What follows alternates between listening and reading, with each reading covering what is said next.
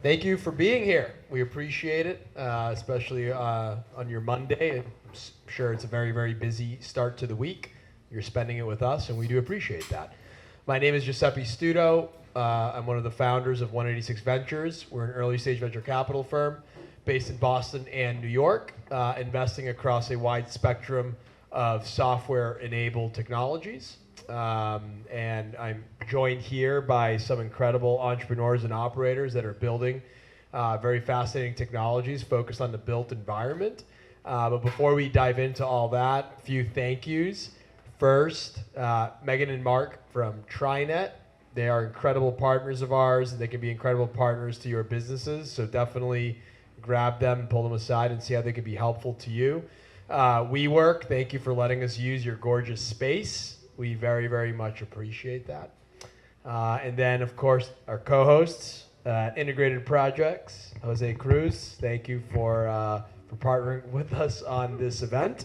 But we're all here to do our part in kind of discussing and breaking through the noise of AI, but within the built environment. And I mean, at this point, AI is in pretty much every other news article and any tech publication. So it's very difficult to understand oftentimes what's real, what isn't, what are false positives, and what are real indicators and signals in the market. And we are joined here by people who can help break that down within real estate, within the built environment. So I'm here joined from my left on Raffi Holzer at Palazzo, Jose Cruz at Integrated Projects, Violet Whitney at Spatial Pixel, and Arjo Mozumder at Hedral. And so we're very excited to kind of give it a round of applause for these incredible individuals. And so there's kind of three categories that I've distilled this discussion down into today, and then I'll let you all introduce yourselves properly. But first, kind of specific learnings as it relates to innovating within the built environment, but then let's talk about what actual stakeholders within the real estate asset class are talking about, right? Like what are problems at top of mind for them, and what are they thinking about in a practical sense of addressing, whether short-term or long-term, through the use of artificial intelligence. Then kind of we'll start to distill or kind of deconstruct it down into actual consumer or enterprise-related workflows that we see being evolved and changed through the use of technology that many of you are building and some others. And biggest values to be added long-term, some false positives, and then we'll leave it open for some Q&A towards the end. So we'll probably do 30 to 40 minutes panel discussion, then we'll do 15, 20 minutes of Q&A, and then we still have some time for a wonderful networking event. Eat all the food that Megan and Mark have provided here. It's delicious, and the beverages. But without further ado, Raffi, I'll let you kick it off with intros. Thank you. Thank you so much. Hi, I'm Raffi Holzer, founder at Palazzo. Previously founded a company called Avir. Avir was a platform that took photos and laser scans from construction sites, used AI to automatically identify or track construction progress and quality, and now Palazzo is an interior design AI company, and I'm happy to be here. I think it's a fair intro. All right. Hey everyone, I'm Jose, the founder CEO of Integrated Projects. Started a pizza shop working with my parents, and I'm actually lucky enough to have my mom on the front row just showing up. So, Woo! I only mention that because I think I watched her and dad in back of the house, front of the house, dealing with payroll and folks and employees and pizza and dough. And as a 12-year-old, you don't really appreciate the kind of unit economics of cheese and whatnot. But I think as an adult now, I completely get it. So really, really excited to have mom there. Realized did not want to work in a restaurant, and instead studied architecture. Had the opportunity to come up to New York, study as a designer. Couldn't pay my bills, but in that process as a designer, realized that it's really difficult for building owners to have an accurate set of drawings for their building. So learned that the hard way as a designer. Later I moved on to the other side of the table as a construction manager and realized that this problem was a lot bigger than just my design job. So it turns out that a lot of real estate teams that own or manage buildings cannot accurately answer what exactly is inside my building. And so founded Integrated Projects 6 years ago. We combined 3D scanning and 3D modeling to make it really, really simple for owners to get accurate set of 3D and 2D information about their space. So, and today we're doing quite a bit of that for architects, engineers, construction managers, and some of the coolest owner-operators in the country. So. Hi, I'm Violet. I'm a co-founder at a company called Spatial Pixel. We're a design and research AI studio. And what we like to say is that we do spatial computing for your space instead of spatial computing for your face. So we're very anti-VR. We're much more interested in the ways we can interact with computers beyond the screen. So how do we interact more directly with the environment and stay present? So we've been using things like computer vision, gesture recognition, with things like projection mapping and audio so that you can be in a space and be able to interact with context about that space. I can point to it and say, hey, what is that? And we know what we're talking about because we know we're here in this building. We know that we're pointing at that. And so we can use all of that kind of place and space-based context to have much more meaningful present interactions with computers. And then outside of that, I teach. I have a strange life where in the fall I teach at 3 different places in 3 different states, so I fly around a lot. Usually I teach in physical computing and AI. And if this all doesn't work out, I'll probably do a YouTube channel where we use our robot dog and our actual dog. So hashtag like and subscribe, Spatial Pixel. Yes. Thank you, Violet. My name is Arjo. I'm co-founder and CEO at a company called Hedral, where we're taking a AI-enabled service approach to engineering as a challenge. Right now, most of our focus is on new build construction, mostly because of limitations of the early tech, now evolving into kind of a mix more broadly of project types. And we're partnered with a few developers kind of working in multifamily industrial, sort of more than anything else, as well as now architects more and more. Happy to talk more about it, but I also was an AI investor from the VC side, the dark side of the table, for several years as well. So my main focus there was built world, and have seen kind of like I've seen a few successes and a lot of attempts. I'm happy to talk to that. All right, well, thank you for those great introductions. So who would like to kick it off as it relates to what are some specific learnings or observations from within the real estate asset class, stakeholders around a table, whether it be from leasing to owner-operators to architects, kind of what are the problems at top of mind that within kind of actual stakeholders there, and it may or may not relate to the problems that you're addressing with your technologies and businesses, but I guess the point is try to illustrate and kind of add some color to some of the biggest problems you're seeing today, the real estate industry talk about that can be solved with technology and AI. Well, one thing I want to start with is maybe just even backing out a little bit from real estate, since our company is maybe slightly more general about physical spaces. But something we have run into as a problem quite a bit with AI specifically, or AI solutions, is that it's very easy to have a concept or an idea with AI that you think is going to be really meaningful. It sounds profound, but when you actually build something with AI, it's so non-deterministic. It's generative. Actually, I didn't mention I did a generative design product before this in real estate. So with anything you're doing using AI, you don't know how it's going to behave until you just make it.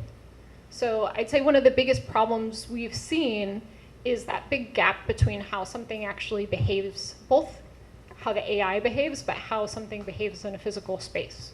So like we were working on this almost museum-like interaction where you were able to talk to art pieces in a space. Sounds awesome. Museum folks might be very interested. Turns out talking with AI really sucks, and it's really like, it's awkward. It doesn't know how to carry a conversation. And so I think one thing we've learned a lot is just as quickly as possible try and prototype things and put them in the space, actually interact with them, because you can have a concept, but it just does not behave, especially AI, does not necessarily behave the way you think it might. I'll just say, I mean, I've had a bunch of learnings being two different companies in this broad space of prop tech, if you will. One is that there are groups of buyers that have money and can be your customers, and there are groups that are not. The architects who can't afford to pay their bills, typically not the people you want to sell to. Building owners tend to be most people's customers in this space. And I think their problems have largely shifted in the last couple of years. I mean, you can read about it in the Times or the Journal, in any mainstream media. It's gone from how can I attract new tenants to how do I control my costs. And so any solution that's going to take off has to solve real problems. In this space, in prop tech in particular, having something flashy that maybe the marketing team is really interested in only gets you so far. It just has to work brass tacks, like it's got to pencil out, so to speak. And today, I think the focus for most building owners I know is really just what am I going to do with this building that may be vacant or is, underutilized today, as opposed to, I don't know, 5-6 years ago, pre-COVID, when it was all about, how can I build my next thing cheaper? How can I get more tenants interested? How can I charge more, et cetera? So I think that the nature of the problems people have has evolved as well. I want to address the question in two parts, both from a technology front as well as like a customer. I think if you consider the last 20 years of digitization, we've had the opportunity to digitize a lot of things in our daily life. Images, music, documents. But when you consider buildings like the physical stuff, they're actually stuck in what I would consider to be like 1994.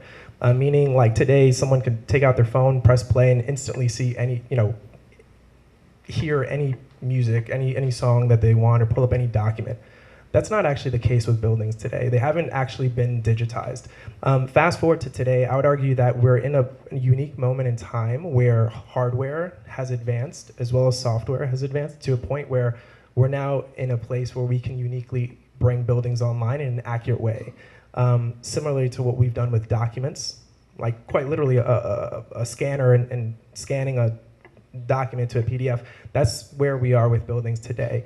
I'd consider that we're in the very first inning of this. And I think in our case, we're incredibly lucky to be on what I consider to be the very extremely early wave of this, but that's from the technology front. From the customer's front, to echo Raffi's point, no owner has ever told us, hey, I actually want to digitize my space. That just literally doesn't exist. There's no line item today that's called that. I do expect in the 5-10 years from now, it's going to be a common thing. But what it typically sounds like is something like, hey, I started a renovation and I don't really have an accurate set of drawing plans. Hey, I manage 110 locations and I can't accurately tell you how many workstations we have. We have a ton of spreadsheets somewhere that no one trusts, but like this is a major problem. And so in our case, our company is trying to help real estate owners quite literally just try to solve that problem. Like, what do we have? And we see this as kind of the foundation to then accurately determine what should be. So we kind of see our lane as like, how do we help folks just understand and digitize what exists in the world today? So I can go deeper, but that's kind of how we approach the problem set, is like, how do we just help folks answer like what exactly exists? On the flip side of there being no line item, even the places where there are line items are woefully under-equipped or just like performing in a way that owners don't. Owners are starting to feel a sense of disconnect, I think, at a level that they haven't seen before from the way that their process works end to end, right? Effectively, what a lot of them are doing is underwriting a budget, having a rough idea of programming that they'd like, right, a use for the projects, and then from there, they then undergo this odyssey of a few different very art studio-like businesses, sometimes McKinsey-like, sort of like hourly businesses, right? Kind of like coming together and building a product that has optimizations done at sort of like different places, right? Like stakeholders will jump in mid-flow in the design process where most of us spend our time, and then just introduce a new set of constraints, right? And that's how it's always been.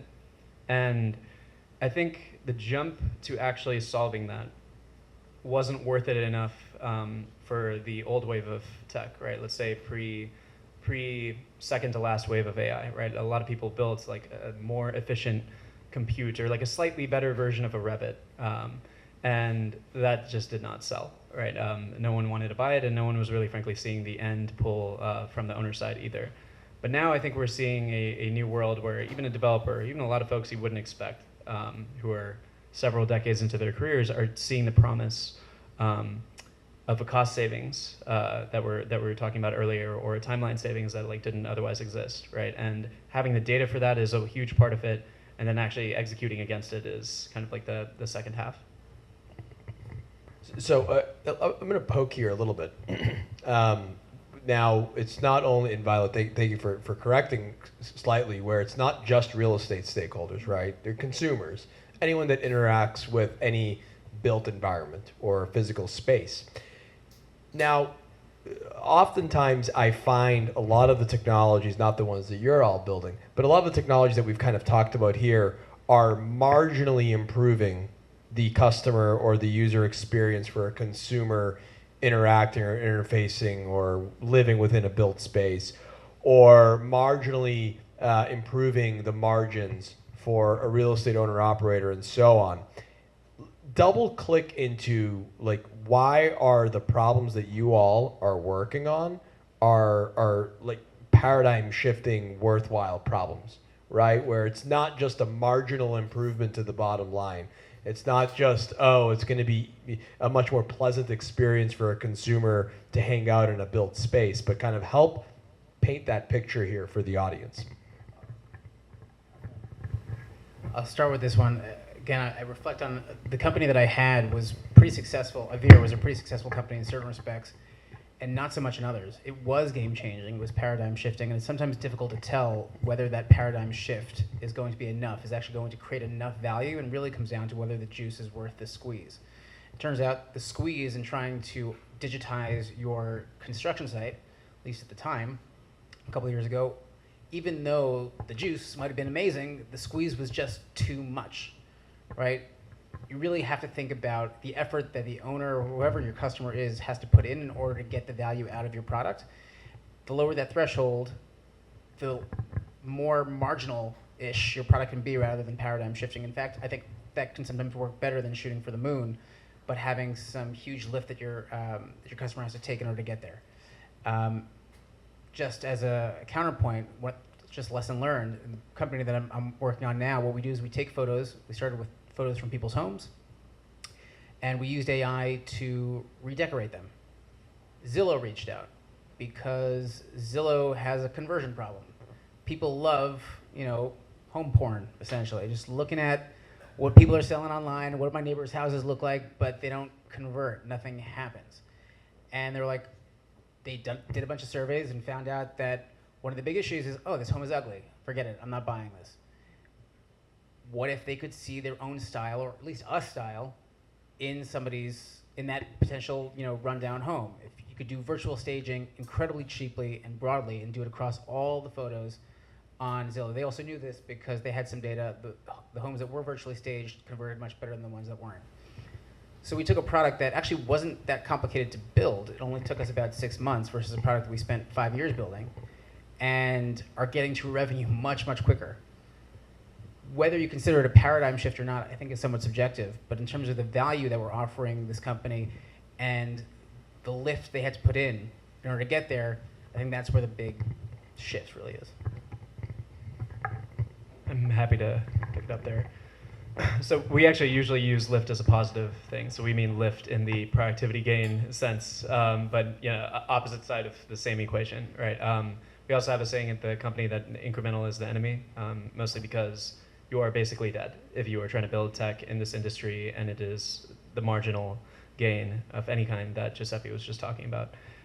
For us, I think the paradigm shift is subjective, and I'm not sure we're We can go around saying that without sounding very arrogant right now. But where we're seeing the most pull is these days, if a developer gets comfortable enough, or an owner gets comfortable enough, or an architect, the first 15 minutes of any even 30-minute long call that I'll have with them is usually them ranting about the way that things are done today. And the ones that are very educated on what this current wave of AI is, right? Like beyond just a level of knowing that ChatGPT is a thing, will immediately understand that actually the current tech is not what they needed. They needed something that frankly was possible 8 years ago, maybe 10 years ago, right? More, depending on what you're looking at. And that, though it's lagging, and though we can always talk about real estate and construction being a little bit slow as users or adopters, the fact that they see that is a really beautiful thing, because what happens is you can actually deliver the juice, but the squeeze often requires 5 different stakeholders to buy in for a market like this, including sometimes the consumers, but in most cases everybody else. And then you end up not being able to actually deliver the thing that you kind of know was possible with older tech, with a team that may, like even a less all-star team than some of the ones that new ventures are raising on these days.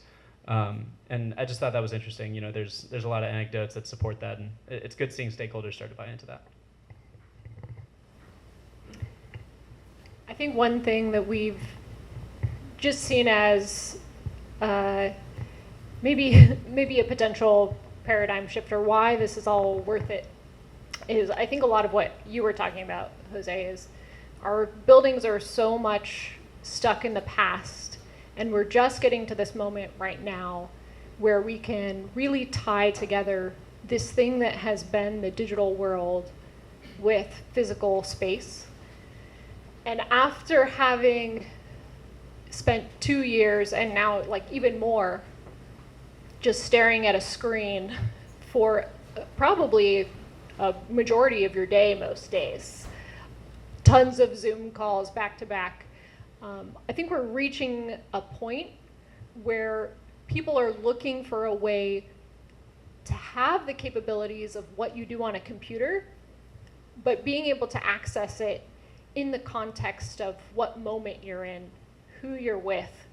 So we really see that as the opportunity, is how do we create the types of interactions that we want. I want to talk to someone on Zoom. I don't want to look at my freaking computer.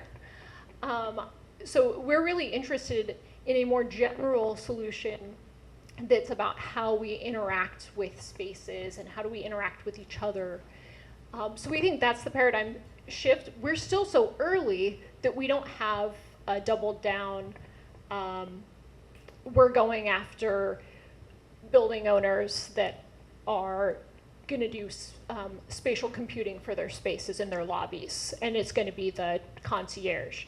Right now, we've actually been working in a much more research, open-ended mode where we're trying to figure out what is the best use case for spatial computing in a space. Is it going to be a one-off product where someone can set this up for their own space when they're teleworking? Is it actually going to be for museum-like experiences? So we've actually been working more in a kind of design agency capacity so that we can figure out where there's traction, which should be interesting. I'll let you know if I go YouTube or keep this up. But I think it's important right now in this moment of AI as well to be a little bit flexible and not try and slap ChatGPT on something and just sell it as quickly as possible, because it has so much potential, and the more research we do with actually trying to tie AI's capability to make interactions spatial, to make them contextual, to be able to have natural gesture, speech interactions, there's so many more use cases and capabilities that I think there's a danger of kind of rushing to who's going to, I think it's important to figure out who's going to buy eventually, but I think it's important if you're working with the technology to find the right problem and not just double down on one right away. I want to be a little vulnerable for a second. I think that I would argue that the paradigm shifting, like what the world looks like in 10 years conversation is actually the easy one. I actually learned it from this guy, Raffi. He was giving me advice on company building, and I deeply respect Raffi. And he told me something that's to this day I still use with my team, which is we can all tell you what the promised land looks like. Like, we could tell you probably in 20, 30, 40 years from now that buildings will be digitized. They will be connected. We will decarbonize our buildings. We will be able to instantly answer questions about our buildings. The challenging part is not like knowing what that promised land looks like. The problem is like, how as operators and founders of a company can you align stakeholders, customers, pricing, and not go out of business in the process of doing that? That's really difficult. And so what I would say is that the promised land or the paradigm shifting stuff, honestly, like, we talk about it here in these conversations about the future, but I've never had a customer tell me, hey, I want your most like paradigm shifting service. They will never tell you that. Instead, they're like, hey, I got a problem. I can't solve it. It's really difficult. I'm paying X or Y folks. Like, could you do it cheaper, faster, better, more efficient, or some version of that?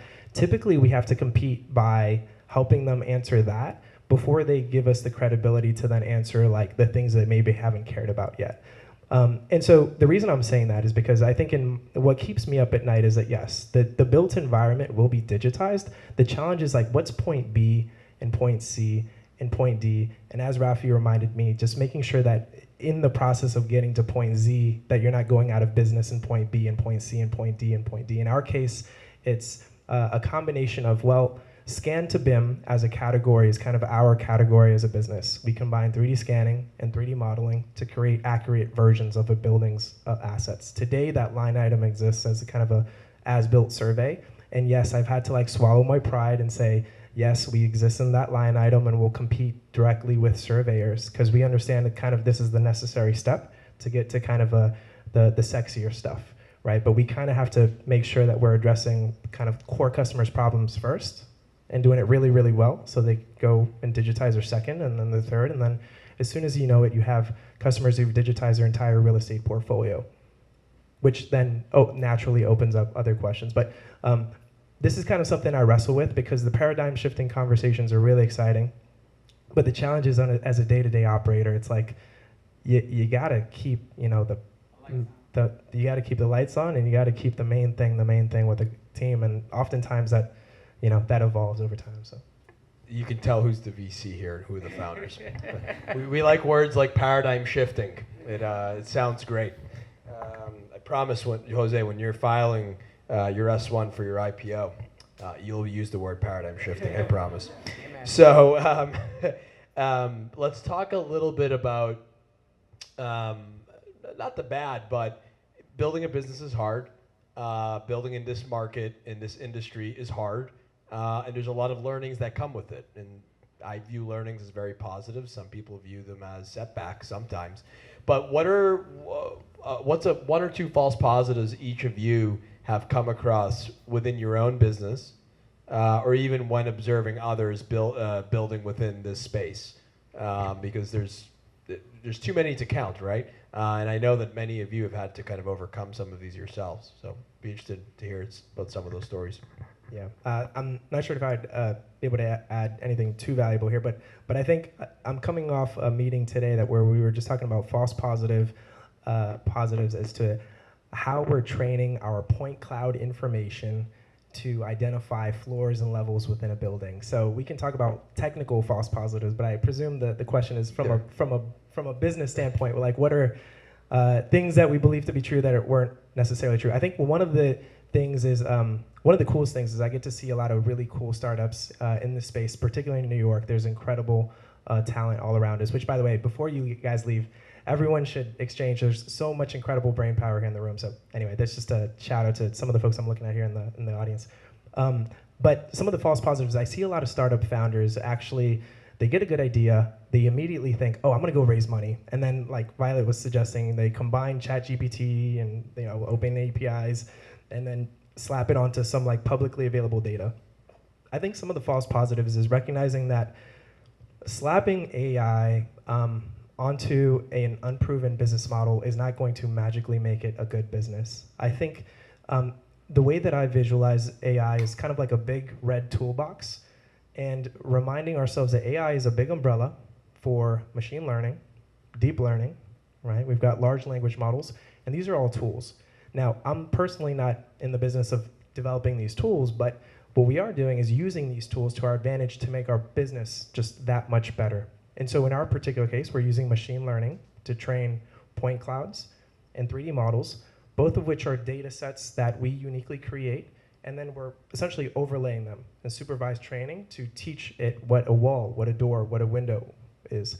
Now, that's a means to a much more important end, which is we want to be fast, quick, and more affordable to create as-builts for our customers, right? And so that's what we were already doing when we were doing it manually, right? AI is just super kind of, or specifically kind of machine learning pipelines are super boosting so that we're just doing it faster, cheaper, long term. That's just an example. Large language models are another example, right? You can take and anyone could whip out their phone right now, download ChatGPT and start asking it questions. As a business, you have to ask yourself, like, what unique insight do you have? What unique unfair advantage do you have with like data sets? And in Raffi's case, it seems like he's pulling images. In our case, we're using point clouds and 3D models. So you have to ask yourself, like, what unfair advantage to some data that you can build, right? That you can then begin to overlay any one of these tools to then supercharge the business. So I'll take one. I was waiting for the right thing to come to me, but I think one of the biggest learnings I had was that technology does not solve for incentives. Right? So there's a lot of feedback out there about how you can't change the way people work. You shouldn't try to fit into their existing workflow, which has merit to it. But what it's really saying, it's one example of a broader rule. The example in this case is that people are lazy. That's one of their incentives. They don't like to work. So try to fit into things they already do. Don't make them change. The broader rule is that you could have the most amazing thing, but if it doesn't fit into the existing incentive structure, your technology in and of itself is not going to change that incentive structure, so nobody will adopt it. In my particular case, that meant we wanted to bring transparency to construction. And turns out there are a lot of GCs out there who make their money by making sure that there's not transparency in construction. And there are a lot of owners who really don't want to be bothered by having to look too closely at what's going on in construction either, because they've got other things to worry about. Now, we managed to find exceptions to that rule and built a pretty decent revenue stream despite that. But it was a much harder slog than we anticipated it would be because we didn't fully understand the incentives going on within that ecosystem.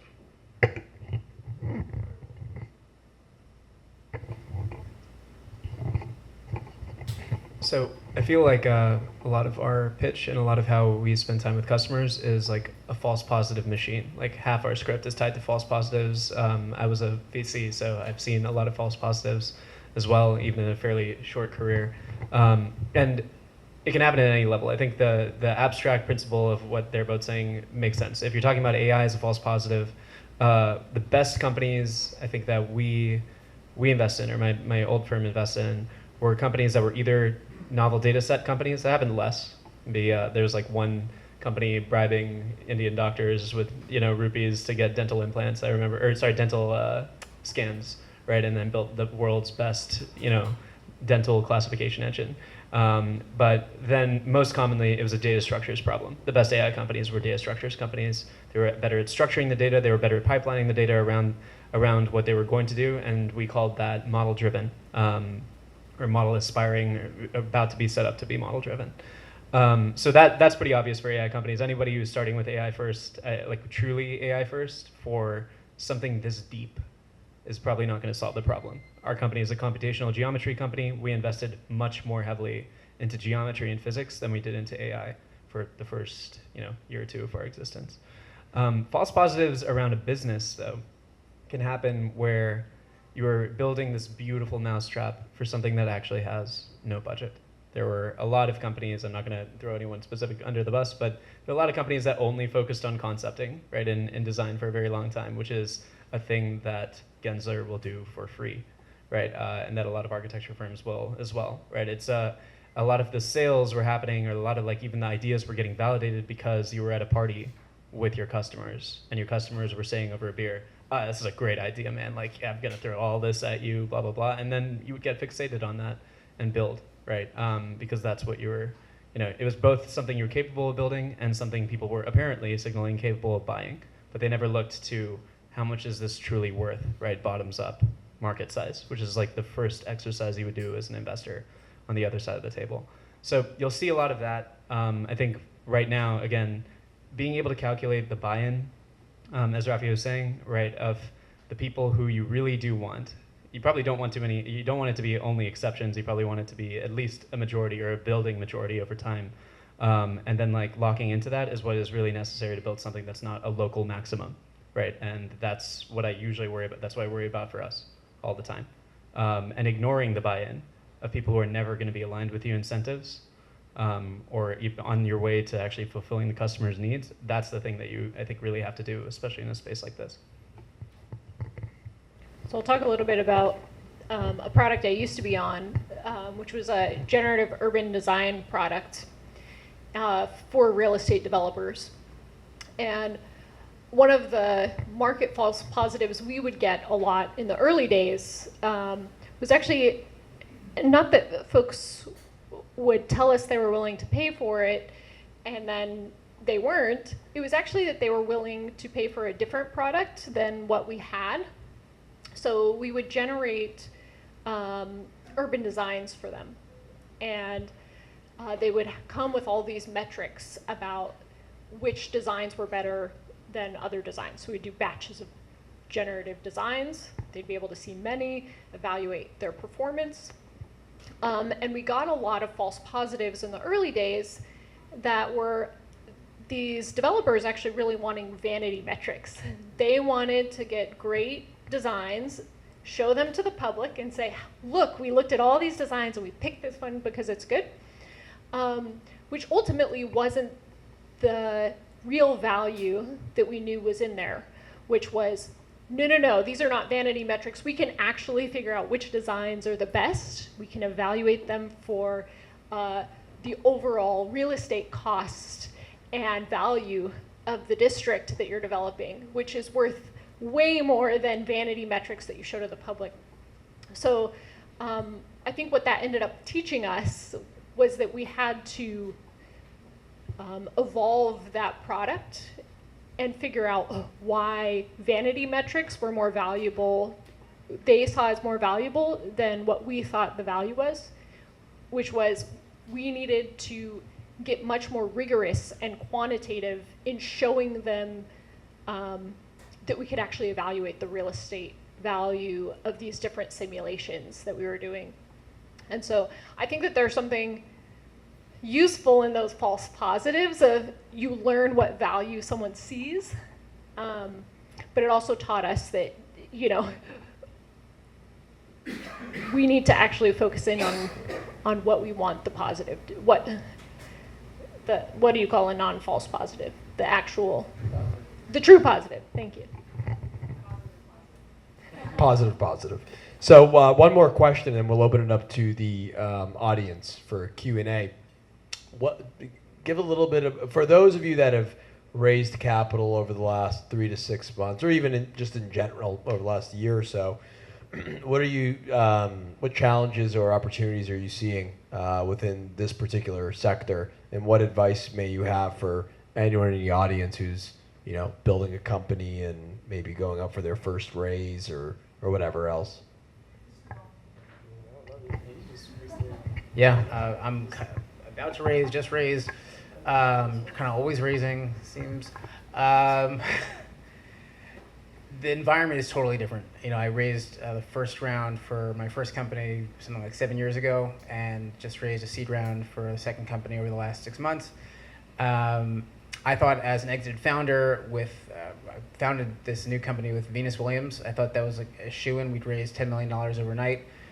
It's not the case. The environment is just different, especially because we were going initially for a direct-to-consumer approach. Everybody wanted to see traction, and I also think more than ever what Jose was saying earlier about just making sure that more than people get excited, again, there are always exceptions to this rule, but more than people get excited about some paradigm shifting technology that is going to be just a huge deal, they get excited about real fundamental business metrics. What's your revenue? What are your unit economics? What are your margins?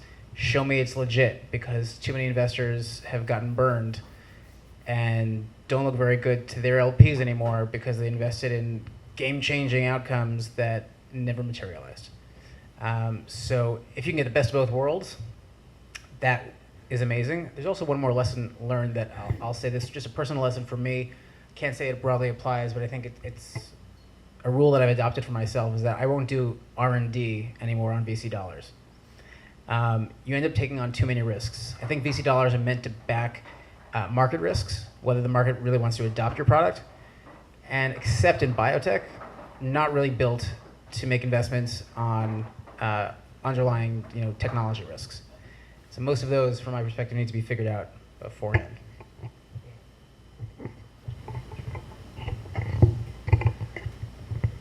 So I've undeservingly played fundraising coach to a lot of founders with better experience. And I would say what Raffi was describing is pretty accurate. This is not the environment that I sort of grew up in the industry learning, right? You're looking at a different set of metrics. You're looking at more attention paid to traction. If you're talking to generalist funds, and by the way, that is, those are frequently good funds to go after, right? You need to make sure that either your point man over there really knows a lot about this space, and that you are one of the best looking players in the space, or you will fall into intellectual laziness, right? Which is one of the most dangerous kinds of laziness and impacts all of us from both a sales and funding perspective, right? Because at this point, especially as in an investor's market, it's easier to just not take the deal, right? And you will figure yourself out if you're good, and you won't if you're not. And the market will sort of answer questions that you used to want to have to answer in 3 days and get a term sheet out to what felt hot, right? That's just how interest rates work, right? And that's how a lot of the economic factors that made it harder for the people across the table to raise their own funds works as well. And I recommend having, by the way, a lot of friends on both sides, right? I recommend having a lot of founder friends, a lot of investor friends. I recommend nerding out with them in your off days, in the days where you can afford to be more authentic. We were just talking about this before this, because you can start educating people about the problem. Maybe you put together better thought pieces going out, right? I'm trying to give tangible advice. I think the general lament of fundraising is hard is, I think, something everyone here knows in this environment. But there's a lot you can do to sort of build up or tear down the barriers that people have that might make it hard to invest in a very specialized space, which is what at least all of us here are building in. But come reach me afterwards. Always down to get more specific. Any other thoughts before we hand it over to the audience? I'll just quickly say, and to echo what they've already said, money comes with no insight. Whether you have $1 or $10 million in the bank account, it's not going to magically make your company smarter. And so, take it for what it's worth. That could be a very good thing or a very bad thing. If you've got something that's working, it could be a very good thing to consider raising money to then make a good thing go a lot faster. To Raffi's point, if you have an idea and you go out and raise money, that is not the approach to do it. I think the industry did get away with this for some time, and I think it's rebounding. What I would encourage some founders to do is, one, just a little bit of self-awareness. I'll kind of bring in my own personal story just to provide context. I'm highly aware that I come from a very particular school of thought that folks in this, incredibly smart folks in this room might disagree with me. My school of thought is I've watched my parents, who are here in the front row, operate a very profitable business, and like them, in this case it was a pizza shop, and like them, most companies in the world have to make more money than they spend, or else you go out of business. That is business 101. Somehow we've lost the sense as to what it means to run a business, right? Now, I only say this because I think there's another school of thought, which I think is just as valid, but it comes with different expectations. The other school of thought is kind of the Reid Hoffman blitz scale approach, right? If a problem is so big that whoever is the first to solve it by any means necessary, right? No matter what the cost is, it pays to spend that money to get there first, and that's a completely valid approach. The challenge is that, for every one company that's done that, there's about 9,999 that have failed doing that. And the Ubers, which is the exception, is still trying to figure this out, right? And so, what I would argue, I think this is not true in every sector, but I do think that in real estate, there are people with real problems today, and they have real problems that they're willing to pay you $1 to solve for it. And so in my case, I just wanted to prove that, hey, whether I automated it first, used AI, used ML, whatever it was, can I prove that I'm solving a problem that someone is willing to pay me $1? And then you're gonna make that dollar, and you're gonna realize, holy moly, I can't pay my bills. So I should probably figure out a way to make $2, and then $3, and then 10, and then 20, and then 1,000, and then 100,000, and then you start to kind of build up from there. Now, that's a completely different approach, and I get it. And I think for folks taking that approach, which I think for any aspiring founders in built tech, I would argue that someone out there is willing to pay you at least $1, whether you create something with a PDF or you've gone full open AI, API connections, and someone is probably willing to pay you $1 today for a scrappy solution, and they'll probably pay you $2, and then you're going to figure out a way to make it more fast, more automated, etc. Two different approaches. I think both are extremely valid, but just know as you kind of company build, those are kind of different perspectives to take. Yeah, just both just as valid. Put. All right. Audience, any questions for the panelists? Yes, we have one back there. I'm Melissa Marsh. I lead an organization called Start. We do social research and analytics for the built environment. Thank you all for your thoughts today. I often say the problem with AI and buildings from a design perspective is you need intelligence first. We don't have a large language model of design solutions that everyone agrees are the right solution, like we do with grammar and English and many other languages. So my fun question would be, what is missing from your perspective? What do we need to know as a community or profession in order to then build the models for the future? I gotta take this one. I think you already kind of said it, but it gives me an opportunity to repeat it. I actually don't think intelligence is first, and the intelligence is kind of there, and you'd be surprised by how well large language models, for example, could apply to all kinds of data sets. The problem is buildings don't have good data. You were talking about actually structured data, and the companies that really succeed are the ones who find new ways and better ways to structure data. Buildings, because they exist in the real world, typically don't have well-structured data. Things that come in CSVs and Excel spreadsheets, that was data that was relatively easy to organize, to collate, to normalize, and that's what AI models can ingest and understand well. We had a problem in construction, and this is just indicative of the real estate, the built environment in general. We were trying to train an AI model to understand what, the stages of finishing a wall. As an example problem, in some regions, they call one activity spackling, and in another region, they call it mudding.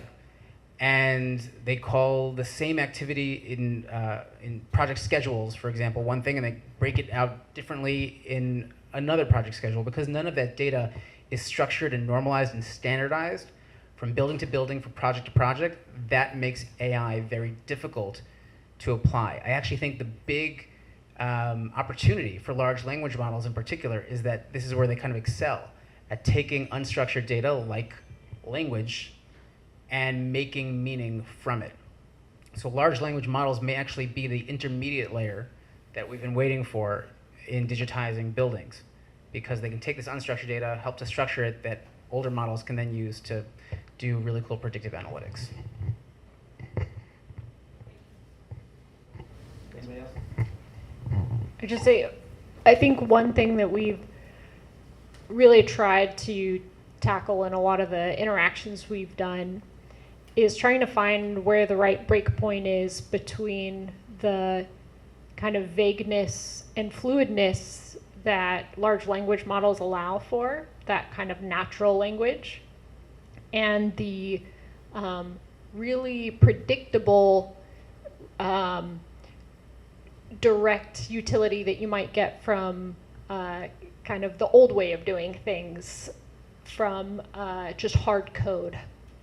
So we have all these databases and information already in data that is geographic. So for Philadelphia, for example, there are databases of all the historic signs and where they are. There's data about all the parking. There are bus stop data. There is data about how to get from one place to another. But right now, if you ask ChatGPT, and I'm standing at the corner of 3rd and Arch, I can't say, hey, does this bus line go here? It will tell me some BS, because it doesn't really know Philadelphia. It doesn't know the specific bus lines.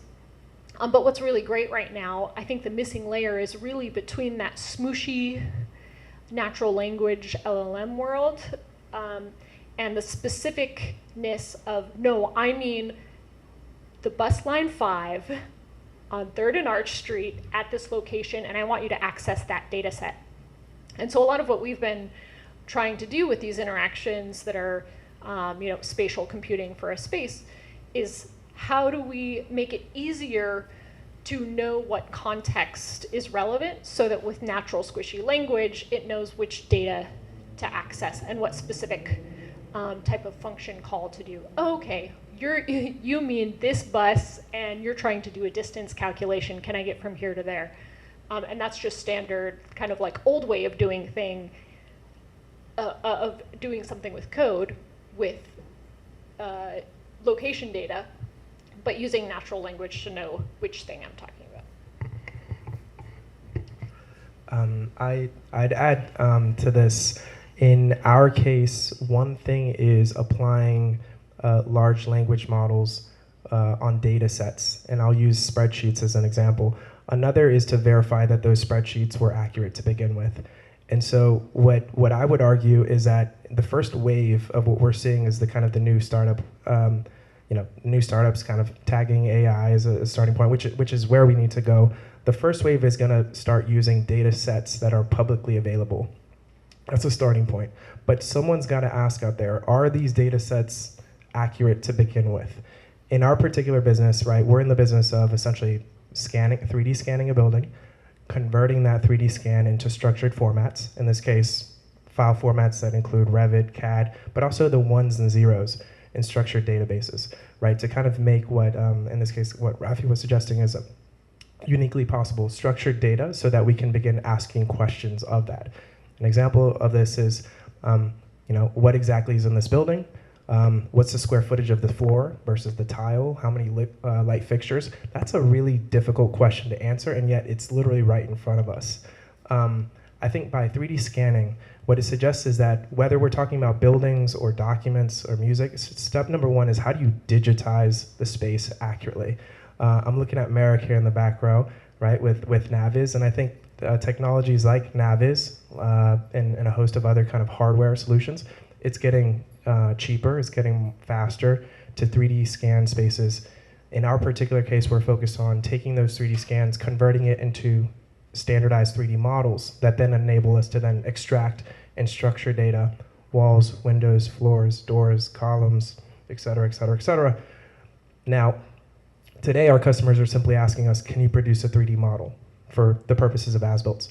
Tomorrow, as a result of doing 30 of their locations, now it's uniquely possible to ask questions of those data sets. I don't know if that maybe answers the question, but what I'm really excited about is, how do you capture the data in the first place to make sure it's good, right? Because otherwise what you're doing is applying large language models to data sets that may or may not be accurate. Cool experiment, but likely is going to get somebody in trouble, right? But I think the kind of workflow, whether it's buildings or documents, it's how do you capture, how do you convert, how do you extract that data into structured formats to even begin asking questions of that data set, right? Yep. Yeah, one, amazing. Want to talk with all of you after this. So, founder on a startup that's fundamentally a building data startup. And the one thing I'm kind of wrestling with is something you talked about at the beginning, maybe intersperse throughout, that various stakeholders in this process don't have the incentives to necessarily the best customers for scaling, but we think they're sort of like, for our approach anyway, like where we need to start. So how do we sell the message of we're starting here, but we are doing that so that we can then work with other people in the space. And I guess like trying to make it not just about myself, like for anyone else that tackle like some like niche within construction that's not, you know, where all the money is right up front, like how do you have that conversation and say like we're starting here in order to go here?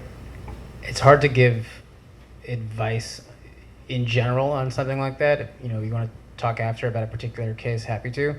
The most useful general advice I could give for a situation like this is really practice storytelling. It's going to help you in every pitch, and telling that story in a way that sounds compelling, and you just pick up storytelling techniques. That story could be legit, but selling it in a way that is, again, is compelling to an audience may have less to do with the content and more to do with the style. I would also add that not every problem is a technology problem, and I had to learn this the hard way. I think I would argue that we have all of the ingredients and technology to solve problems that aren't being solved right now. It really is just a matter of time, and folks probably here in the audience just putting them together. I say that to say some problems are value proposition problems, especially with architects, and I kind of empathize with that, right? As a former architect myself, and then as someone who finds themselves selling to architecture firms, you know, it's kind of been that cliche of like, you know, architects are terrible customers, but they tend to also be like your biggest advocates. What I had to learn is that I just had to learn somewhere out there they're paying for the service that we're producing. I just had to, one, understand what is that line item called. I was calling it, you know, A, and they were calling it B, so I had to realize that, oh, I just need to start calling it B, and then that kind of flowed just much better. And then I had to compete with whatever B's service provider was. In this case, it was traditional surveyors, right? So then I had to deliver the service at the same cost, typically, to the surveyors, and then prove that it was like 10 times better, right? Again, I don't, to Raffi's point, I don't like to kind of give advice, and because every business is different, but sometimes it's the value proposition and pricing problem, and kind of looking at the problem as well as how you position it in a slightly different manner, maybe combining, you know, making sure that 1 + 1 = 11 in some cases, where they're like, you know, they're paying for this, they're paying for that, but when you combine it with your service, you're getting a lot more than, you know, 2, you're actually getting 11. And to me, that's a pricing, that's a packaging, you know, that's a value proposition, how you position it. I remind myself, like, Apple was not the first company with the iPhone, right? But I think that the way that they presented the value proposition was unique, and in such a way that was compelling and inspiring for us to now probably, most of us in this room probably have one, right? So I don't know if that was helpful. I think related to that, one thing that we did with our product very early on was just demo it to a lot of people, and again, like pitching it different ways and figuring out what had traction and what didn't have traction. So actually very early on with the real estate product we had, when we would pitch it, we would pitch it as a software product, and no one wants to pay a lot of money for a software product. They just immediately think, oh, sweet, this is like a Google Maps, right? So it's like free. But then we found ourselves often working in more of a service capacity. As soon as you're a service, they're like, oh, here's $200,000, we had this for the budget, like, take it. So it was really interesting, even that subtlety. We were doing the exact same thing, but just mentally we were this completely different product when we said we were a service versus when we said we were a software. So I just second that, like really playing with how you pitch yourself. Just try it a bunch of times. You know, like I'm out here very early before we're ready to fundraise, talking about my product, and probably the next time you see me, it'll be a completely different pitch. So. I'm going to, I know this doesn't answer the question at all, but this is something that just hit me and very new to me as well. Tech-enabled services traditionally get a bad rap from investors because they did from the public markets and private equity. So your potential exits were limited if you labeled yourself a tech-enabled service. That surprisingly to me, is no longer the case necessarily. At least up until the latest downturn in 2021, they were tech-enabled services getting 20x multiples on revenue. If you've embedded yourself sufficiently in the workflow of your customers such that you are as hard to replace as a subscription service, or even harder, you will now get the same multiples. And very often, by positioning yourself as a service, you unlock line items that people are much more comfortable paying than they would for software. We are a classic tech-enabled service. I've seen a lot of blog posts about, wow, have you thought about this AI-enabled service business model, which is exclusively what either I've been doing or investing in, along with like a bunch of people in Silicon Valley for a while. They've just been quiet about it. Your willingness to get VCs for that, just on the topic of fundraising, is still it's still not going to be what the blog post might make it sound like, right? So you have to be a little bit careful about what it is. All of those companies that got those 20x multiples are exactly where they belong at 1.6x multiples now, because Compass, for example, throw them under the bus, like is operating at like exactly the same gross margins and actually worse below gross margin line items, right? So just be careful about tech-enabled services. There's you have to have a very, very strong, again, story for why it is that your customer would actually jump for you, because it's not as easy as just a line item being there. But also why it is that you're going to be an operationally efficient business quickly, because every fundraise is going to get harder right now. The last thing I'll say is be really harsh with yourself. I think a lot of founders are surrounded by friends, uncles, everybody being like, wow, you really set out on your own, right? Like, this is great. And they're cheering for you, but then it distracts you from the fact that your go-to-market motion is a bank shot trying to sell a product that isn't quite enough. Right, and you need to tell yourself that it isn't, right. In some cases, like yours, it might be what Jose was talking about. You just need to tell a better story for the same thing. But in some cases, you should be honest with yourself if what you're selling isn't substantive enough to merit, right, landing like a great beachhead alone, let alone like the bank shot, right, that you might need to make. But. Time for one more, if there is one or no. Yes. Yeah. So. One of the presuppositions that's sort of smuggled into a lot of the conversations around AI is the fact that AI or LLMs will continue to improve and get better. And I'm not sure. I mean, it's still a very new technology, but I'm not sure that's 100% the case. If you look at certain discrete tasks, like coding, for instance, some of these platforms have started to kind of backslide a little bit or experience a certain amount of lateral drift. So I'm just curious about your thoughts as it relates to that piece of the sort of AI conversation. I'll just repeat myself here. I continue to believe that that a lot of the greatest companies are not really banking most of their core IP on LLMs or on like a lot of the very, very modern, like last wave of AI. I think that ends up being a better layer of defensibility or some kind of compounding interest, right? But it's never, if it is your core product, and you're relying on it getting better in order for your business to be justified at a certain enterprise value, it does not make sense, right? And that's where I'll leave it. I think one thing that's been lucky for where we're landing is that a lot of LLMs are good enough at programming or producing code, which is really what we need from large language models.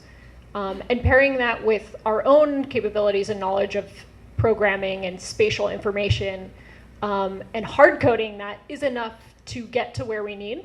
So I think it's important to like make sure what you're building works without some potential future of awesomeness.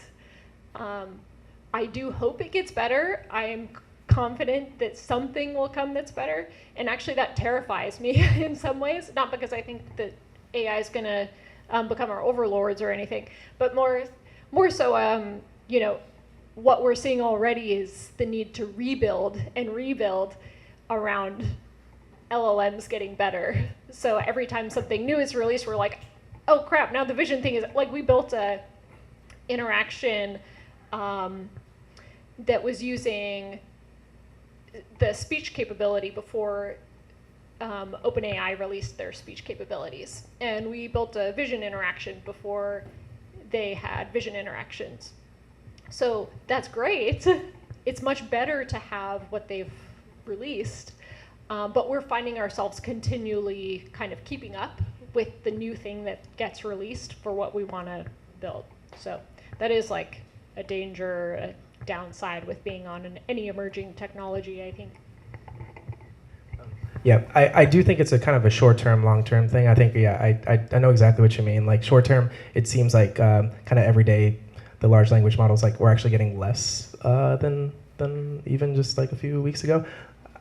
I think honestly that is a short-term thing. I think as we navigate through regulatory and like just what does this all mean, I think companies, private companies, obviously OpenAI and others, they're trying to kind of pull levers to understand what is the right, combination and configurations.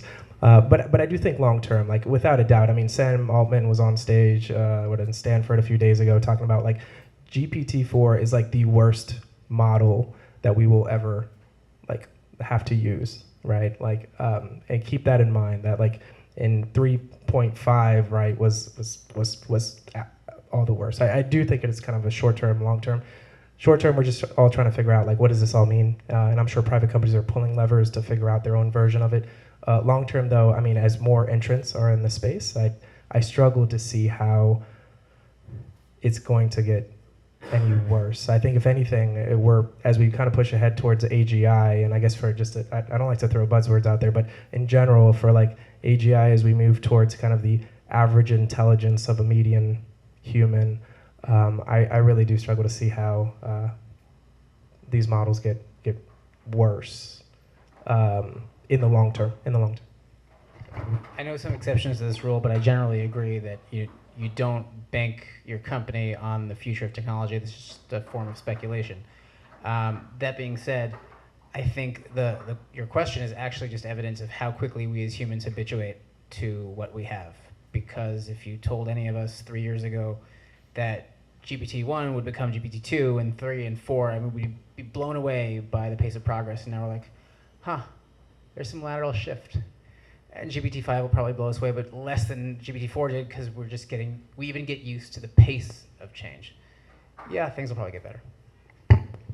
On that last point, though, I think that what needs to get better, right? For most use cases, these large language models are already processing plenty of parameters where, I mean, unless you're developing therapeutics, right, it's not mission critical for them to get that much better, and it's really a question of the tooling. And what you all talked about, the quality of data, right? So I think you need good quality data that is structured, actionable in many cases, with the right level of tooling that adds that context layer. What's right? cool about how LLMs actually work when you get underneath is that they're large neural networks essentially, and they're building a model of some part of the world in order to better achieve their initial objective, which is just to get accurate text in the next word has to be make sense in front of the one that preceded it, and so you have all of these what's the word I'm looking for? Doesn't matter. You have all of these behaviors that just happen that we don't fully understand, and once you start asking large language models to do different tasks, it'll start building different models or filling in holes or gaps in its knowledge about the world. So a lot of the problems people have with LLMs is that they're inaccurate, they hallucinate.